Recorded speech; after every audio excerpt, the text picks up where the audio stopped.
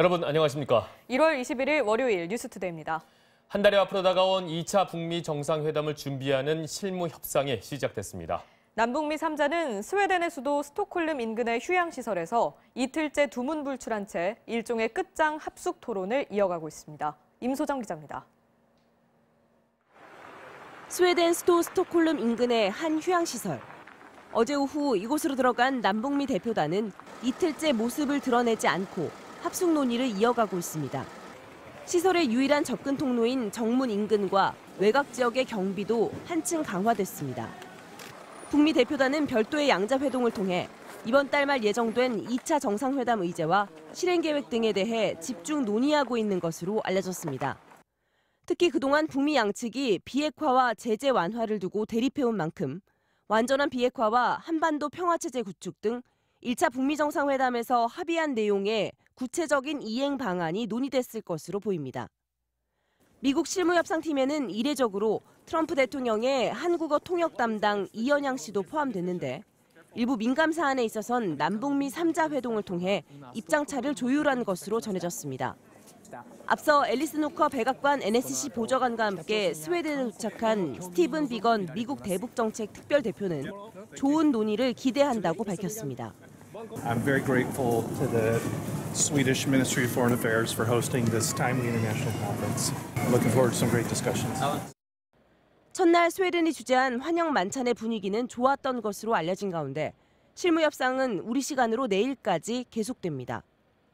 판문점으로 출퇴근하며 의제를 조율했던 지난 1차 정상회담 때와 달리 북미 양측은 합숙회담까지 하며 의지를 내비치고 있지만 사전에 조율할 사항이 많아 후속 협상으로 이어질 가능성이 크다는 관측도 나오고 있습니다. MBC 뉴스 임소정입니다. 목포 부동산 투기 의혹이 제기된 더불어민주당 손혜원 의원이 어제 기자회견을 열고 탈당을 선언했습니다. 결백을 입증하기 위해 탈당한다며 만약 투기 사실이 드러나면 의원직을 사퇴하겠다고 밝혔습니다. 이동경 기자입니다. 더불어민주당 홍영표 원내대표와 함께 기자회견 단상에 오른 손혜원 의원. 당 지도부가 함께한 만큼 강력한 조치는 없을 거란 예상을 깨고 탈당을 선언했습니다. 간곡한 만류가 있었지만 당에 더 이상 부담 주지 않고 제 결백에 관련 문제고 제 인생에 관련된 문제이기 때문에 제가 해결을 하겠다. 투기를 인정해서가 아니라 홀가분한 상태로 부당한 공격에 맞서기 위해 탈당한다는 겁니다. 만약 검찰 수사를 통해 투기 사실이 드러나면 의원직도 사퇴하겠다고 강조했습니다. 그런 사실들이 있었다면 그 자리에서 의원직을 사퇴하겠습니다. 제 인생을 걸고 모든 것을 깨끗하게 밝히고 다시 제자리로 돌아오겠습니다. 의혹을 집중 보도한 SBS에 대해서는 왜 자신을 죽이려 하는지 모르겠다며 법적 대응 방침을 밝혔습니다. SBS뿐만 아니라 허위 사실 유포로 지금까지 기사를 쓴 기자들과 그 기사를 모두 캡처를 해서 200여 건 다음 주 초에 바로 고소할 것입니다. 손 의원은 목포든 서울이든 다음 총선에는 출마하지 않겠지만 대신에 아이콘을 물리치는 후보가 있다면 돕겠다며 최근 설전을 벌인 목포의 박지원 의원을 겨냥했습니다. 탈당 기자회견이었지만 홍영표 원내대표는 끝까지 자리를 지키며 힘을 실어주는 모습이었습니다. 손혜원 의원이 탈당과 함께 법적 대응 방침을 밝힘에 따라 이번 사건은 검찰 수사로 진상이 가려질 가능성이 커졌습니다. MBC 뉴스 이동경입니다. 이에 대해 야당은 손 의원의 반성하는 모습을 찾아볼 수가 없다며 당장 국회의원직을 사퇴하고 자연인 신분으로 검찰 수사를 받아야 한다고 촉구했습니다. 서혜영 기자입니다. 자유한국당은 손혜원 의원의 투기 의혹은 탈당한다고 해결될 문제가 아니라며 의원직부터 사퇴하라고 촉구했습니다. 당장 의원직을 내려놓고 자연인 신분으로 검찰 수사를 받아야 한다고 주장했습니다. 민주당 홍영표 원내대표가 기자회견에 배석한 것을 두고선 권력형 비리 가능성을 언급하며 국정조사를 요구했습니다. 손혜원 의원 같은 책임성 탈당 기자회견에 당의 대표가 동행하는 것은 참으로 처음 보는 광경이 아닐 수 없습니다. 바른미래당 역시 변명과 선동이 가득한 기자회견이었다며 잡아떼기 명수에 변명은 역대급이라고 비난했습니다. 탈당으로 끝내겠다는 뻔뻔하고 오만한 민낯이 부끄럽습니다. 의원직 사퇴가 답입니다. 민주평화당은 손 의원의 정치엔 공적 정신이 결여돼 있다며 국회의원으로서의 자질을 문제 삼았습니다. 국민에 대한 국회의원으로서 최선의 예의도 반성도 이 반성에 대한 진정성도 없었다. 민주평화당 박지원 의원은 자신을 배신의 아이콘이라고 비난한 손 의원에 대해 특별히 언급할 가치를 느끼지 못한다고 밝혔습니다. 정의당은 손 의원이 탈당했다고 민주당의 책임이 덜어지는 것은 아니라고 강조했지만 한국당도 영부인 김정숙 여사까지 억지로 연루시키지 말라고 비난했습니다. MBC 뉴스 서혜연입니다. 사상 처음으로 전직 대법원장의 구속 여부를 가를 양승태 전 대법원장의 영장실질심사 일자와 담당 판사가 오늘 결정됩니다. 서울중앙지법은 오늘 오전 양 전 대법원장과 박병대 전 법원행정처장에 대한 구속영장 청구 사건을 배당하고 심사 일정을 결정할 예정입니다.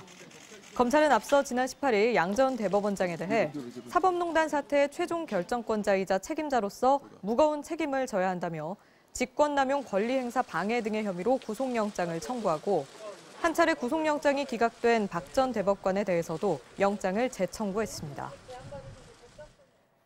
빙상계 개혁을 요구하는 모임인 젊은 빙상인연대가 오늘 오전 국회 정론관에서 기자회견을 열고 빙상 지도자들의 성폭력 사례를 추가로 폭로합니다. 빙상연대는 심석희 선수 외에도 성폭력 피해를 당한 선수들이 더 있다는 걸 확인했다면서 2차 피해를 우려해 피해자 2명의 신상은 공개하지 않는다고 밝혔습니다. 손혜원 의원을 둘러싸고 날카로운 공방을 주고받은 것과는 대조적으로 재판 청탁 의혹은 여야가 적당히 덮고 넘어가는 모습을 보이고 있습니다. 이런 비판을 의식한 듯 자유한국당이 서영교 의원에 대한 징계 요구안을 제출했는데 비슷한 청탁 의혹을 받고 있는 한국당 법사위원이 누군지는 밝히지 않았습니다. 전예지 기자입니다. 손혜원 의원에 대한 파상 공세와 달리 서영교 의원을 향해선 잠잠하던 자유한국당이 오늘 서 의원에 대한 징계 요구안을 제출했습니다. 재판 청탁 의혹을 덮으려는 게 아니냐는 비난을 의식한 듯 날선 비판도 내놨습니다. 손혜원 이 스캔들 추문에 묻혀서 넘어가려고 한다면 이건 정말로 후한무치한 일입니다. 하지만 한국당도 유사한 청탁 의혹을 받는 상황. 임종원 전 법원행정처 차장의 공소장을 보면 노철래 이군현 전 의원 재판 관련 청탁을 했다는 법사위 소속 국회의원이 나옵니다. 당연히 한국당 소속으로 추정되지만 한국당은 언급을 피하고 있습니다. 이군현 노철래 전 의원에 대해서는 혹시 좀 상의하시거나 제가 지금 잘 기억이 안 나서 말씀 못 드리겠습니다. 서영교 의원에 침묵하던 민주당도 이 법사위원만큼은 밝혀야 한다며 목소리를 높였습니다. 유독 이 자유한국당 소속 법제사법위원인 현직 국회의원에 대해서는 제대로 수사와 조사가 이루어지지 않는지 납득하기가 어렵습니다. 정의당은 남탓만 하는 두 당을 싸잡아 비판했습니다. 대체 양당이 그간 얼마나 재판 청탁을 거래해 왔길래 이 문제를 덮으려고 짬짬이를 하고 있는 것입니까? 재판 청탁에 꼬리가 밟히자 덮기 급급한 정치권이 사법개혁은 제대로 추진할 수 있을지 우려가 커지고 있습니다. MBC 뉴스 전예지입니다. 네, 들으신 대로 일본은 이 파일을 공개한 뒤에 더 이상 한국 측과 협의하지 않겠다고 했습니다. 일방적 통보 같은 일본 측 발표에 우리 군 당국이 즉각 유감을 표했습니다. 국방부를 연결해 보겠습니다. 공윤선 기자. 네, 국방부에 나와 있습니다. 자, 먼저 일본이 증거라면서 공개한 이 경보음, 국방부가 일단 싸늘하게 반응한 것 같은데요. 네, 국방부는 실체를 알 수 없는 기계음일 뿐이라고 일축했습니다.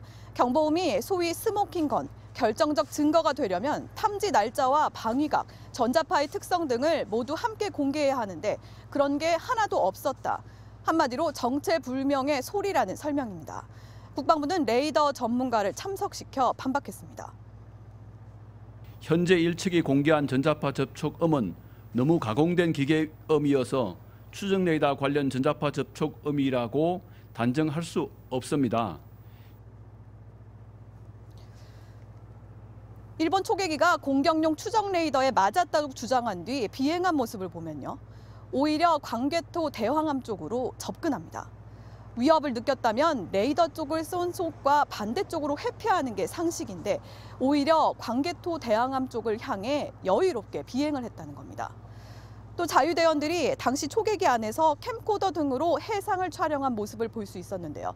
우리 해군이었다면 그런 상황에서 이렇게 여유를 부리지 못했을 것이라고 군 관계자는 의문을 제기했습니다. 자, 그런데요. 일본 주장에 오류가 있다는 걸 우리 국방부가 지적하는 방법도 있지만 사실 계속 방어적이란 말이죠. 우리 군이 공격용 레이더를 쏘지 않았다. 이 직접 증거를 선제적으로 공개하는 거는 계획이 없습니까? 네, 물론 우리 군 당국은 공격용 추정 레이더를 사용하지 않았다는 명백한 증거가 있다는 입장입니다. 해군 자체 조사가 아니라 국방부 차원에서 광개토 대형함의 기록 장치를 분석한 결과인데요. 문제는 이 증거를 먼저 제시하면 일본 측에 우리 광개토 대형함의 레이더 특성이 공개될 수밖에 없다는 겁니다. 맞았다고 주장하는 쪽이 증거를 먼저 내놓는 게 상식적이지 쏘지도 않는 우리가 보안 노출의 위험을 감수하고 근거를 먼저 제시할 이유는 없다는 겁니다. 오늘 일본 입장은 일방적인 증거 공개해놓고 우리가 맞다. 그래서 이제 협의 안 한다. 이건데요. 우리 군은 앞으로 이제 어떻게 대응하겠다고 합니까? 네, 일본이 일방적으로 협의 중단 입장을 밝힌 데 대해 국방부는 깊은 유감을 표명했습니다. 일본 측에 탐지했다는 추정 레이더의 주파수 전체를 공개하고 양국 전문가가 참여하는 과학적이고 객관적인 검증을 하자고 촉구했는데요. 일본이 응할 가능성은 없어서 갈등을 덮어둔 채 휴전이 될 가능성도 있습니다. 국방부는 내일 추가로 대응 방향을 설명할 계획이라고 밝혔습니다. 지금까지 국방부에서 MBC 뉴스 공윤선입니다. 한미 외교장관은 오늘 오전 전화통화를 하고 2차 북미 정상회담 등과 관련해 의견을 나눴습니다. 외교부는 두 장관이 30분가량 이어진 통화에서 김영철 북한 노동당 부위원장의 방미가 성공적인 2차 북미 정상회담으로 이어져 지난해 6월 북미 간 합의 사항이 충실히 이행될 수 있도록 긴밀히 협력해 나가기로 했다고 밝혔습니다. 한미 외교장관들은 또 현재 진행 중인 주한미군 방위비 분담 협의와 관련해 동맹으로서 상호 존중과 이해의 정신으로 합리적인 타결안에 조속히 합의될 수 있도록 노력하기로 했습니다. 문재인 대통령은 오늘 임종석 전 대통령 비서실장을 UAE 특임 외교특별보좌관에 한병도 전 청와대 정부수석을 이라크 특임 외교특별보좌관에 위촉했습니다. 김의겸 청와대 대변인은 UAE와 돈독한 우호 관계를 형성한 임종석 특보가 양국 간 현안에 있어 역할을 할 것이며 한병도 특보는 오는 27일부터 특사단과 함께 이라크를 방문해 한국 기업의 이라크 진출 문제 등을 논의할 예정이라고 밝혔습니다. 문 대통령은 또 총선 출마를 위해 사임한 것으로 알려진 백원우 민정비서관 후임에 김영배 정책조정비서관을 기용하고 정책조정비서관에는 이진석 사회정책비서관을 임명했습니다. 문 대통령은 공석이 된 사회정책비서관 자리는 민형배 자치발전비서관을 발탁했고 자치발전 비서관에는 김우영 제도개혁비서관을 임명했습니다. 이번에는 다른 얘기를 한번 해보겠습니다. 자, 김영철 북한 노동당 위원장의 부위원장의 방미를 계기로 급물살을 타고 있는 2차 북미 정상회담 관련 얘기 한번 짚어보도록 하겠습니다. 금 의원님, 우선 김영철 부위원장 방미 워싱턴 방문 얘기부터 좀 해야 될 것 같은데 바로 워싱턴으로 갔다. 이게 좀 특이한 점입니다. 예, 아무래도 지난번 회담보다는 절차나 의전이나 이런 데에 있어서는 간결하게 결정을 할 수 있는 것이라고 보고요. 물론 북미 정상회담이라는 것이 워낙 살얼음판 같고 잘 돼야 된다는 것이 저는 야당 의원님들도 마찬가지 생각이라고 생각을 합니다. 그렇기는 하지만 김영철 부위원장이 가서 이렇게 좀 하는 것은 이번으로 북미 정상회담이 끝나지 않고 또 있을 수도 있다는 측면에서 좋은 모습이라고 봅니다. 자, 2차 북미 회담에 대해서 이제 얘기가 나왔습니다. 일단은 시기는 2월 말, 장소는 추후에 밝히겠다고 했는데 바로 트럼프 대통령이 나와서 발표를 한 게 아니고 백악관 대변인을 통해 가지고 지금 얘기가 나왔습니다. 그런데 어제 이제 트럼프 대통령이 트위터에 아주 훌륭한 만남을 가졌다. 2월 말에 김정은 위원장과 만나길 고대한다 이렇게 얘기를 했습니다. 일단 회담 자체는 확정이 됐다 이렇게 봐야 될 텐데 장소를 발표하지 않은 이유는 어디에 있다고 보십니까? 그래서 1차 그 북미 정상회담 때도 바로 그 장소와 날짜를 밝히진 않았습니다.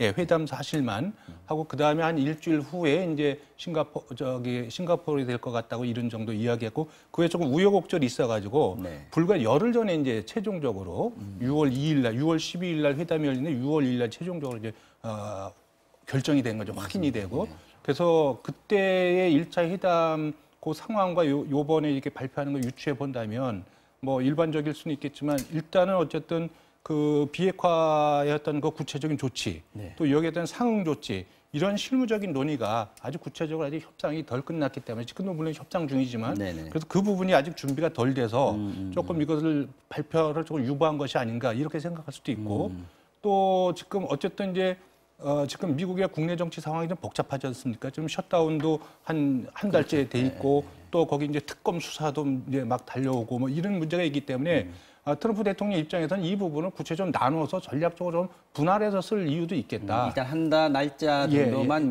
먼저 얘기하고. 그렇죠. 뭐 그런 부분들.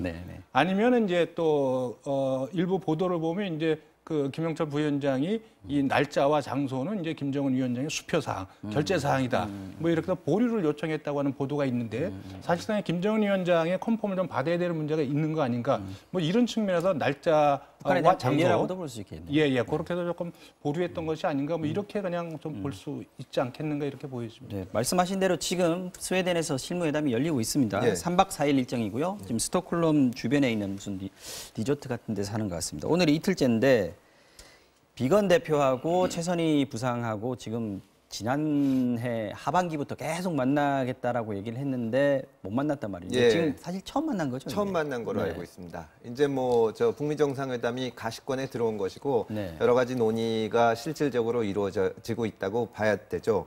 그리고 이제 아까 그 이태규 의원님도 말씀하셨지만 뭐 장소나 날짜 같은 것은 적어도 잠정적으로는 결정된 것으로 봅니다. 우리 측에서는 이도훈 본부장이 들어가 있는데 이도훈 본부장이 가 있는 것을 보면 지금 뭐 비핵화 조치나 제재 완화 순서 같은 것을 놓고 이제 대립하기보다는 조정하고 있는 것이 아닌가. 우리 측 대표가 들어간 건 조정을 위해서다. 그리고 왜냐하면 이제 제재 완화 조치를 보다 보면은 남북 관계의 이제 어떤 진전이나 또 남한에서 취해줘야 될 어떤 조치 같은 것이 있을 것이기 때문에 이렇게 우리 측 대표까지 가서 같이 논의가 되는 것은 우리도 알아야 될 내용들이 분명히 있다. 그리고 우리도 어떤 판단을 해서 결정을 해야 될 것이 있기 때문에요. 그런 것은 상당히 이제 그 어떤 마지막 조율 단계로 가는 것이 아닌가 그렇게 생각을 합니다. 자, 1차 북미 정상회담 앞두고는 이게 북미가 판문점에서 이렇게 서울에다 숙소를 두고 출퇴근하는 그런 형식이었는데 이번에는 합숙 협상입니다. 아무래도 이제 좀 밀도가 높아진다고 봐야겠죠. 그럼요. 그런데 긍정적으로 본다면 어쨌든 외부와의 어떤 것부터 완전히 차단을 하고 또 여기서 합숙을 한다면 아무래도 우리가 또 공식적인 회담도 있겠지만 실은 비공식 어떤 공간이 많이 만들어지지 않겠습니까? 그런 쪽에서 상호 간의 신뢰가 좀 높아갈 수 있다. 이런 쪽에서는 긍정적으로 볼 수 있다고 보여지거든요. 특히 이제 요번에 그 열리는 이 스웨덴 여기가 현재 이제 작년에 그 유엔 안보리 또 의장국으로 이렇게 선임된 국가 아니겠습니까?